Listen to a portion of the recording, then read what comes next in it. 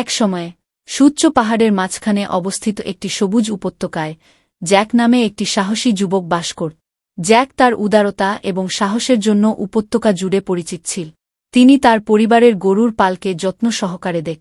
এখন একই উপত্যকায় রাজ নামে একটি দুর্দান্ত বাঘ বাস করত। রাজকে সমস্ত প্রাণীর ভয়ে ছিল, কারণ তিনি একটি শক্তিশালী গর্জন করে বনে ঘুরে বেড়াতেন, এমনকি সবচেয়ে সাহসী প্রাণীদের হৃদয়েও ভয় দেখাতেন। একদিন জ্যাক যখন তার পশুপালকে একটি নতুন তৃণভূমিতে চড়াতে দিচ্ছিল, রাজ ছায়ায় লুকিয়েছিল, তার চোখে ক্ষুধা জ্বলছিল। জ্যাকের চোখে পড়ে গেল, কিন্তু সে তার বাবার কথা মনে রাখল। ভয়ের স্বাভাবিক, কিন্তু সাহস একটি পছন্দ। পালানোর পরিবর্তে জ্যাক তার মাটিতে দাঁড়িয়ে বাঘের সাথে শান্তভাবে কথা বল। তিনি রাজের সাথে পালের কিছু ঘাস ভাগ করে নেওয়ার প্রস্তাব দিয়েছিলেন, ব্যাখ্যা করেছিলেন যে তারা ভাগ করলে প্রত্যেকের জন্য প্রচুর পরিমাণে রয়েছে। প্রথমে রাজ জ্যাকের সাহসিকতা এবং দয়া দেখে বিস্মিত হয়েছিল। এর আগে কেউ তার সাথে এমনভাবে কথা বলার সাহস করেনি। কিন্তু জ্যাক কথা বলতে থাকলে রাজের মন নরম হয়ে যায়।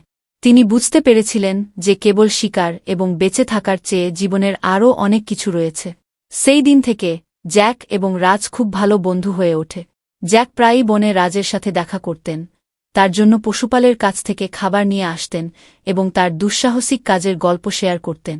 বিনিময়ে রাজ উপত্যকায় টহল দেবে, জ্যাকের পালকে অন্য শিকারীদের হাত থেকে রক্ষা করবে। ঋতু পেরিয়ে যাওয়ার সাথে সাথে উপত্যকা শান্তি ও সম্প্রীতির সাথে বিকাশ লাভ করে।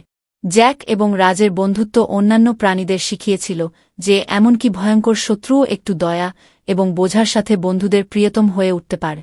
এবং তাই গল্পের নৈতিকতা হল, আমাদের যতই আলাদা মনে হোক না কেন, দয়া এবং সহানুভূতির ক্ষমতা দেখিয়ে অপ্রত্যাশিত জায়গায় শান্তি ও বন্ধুত্ব আনতে হবে।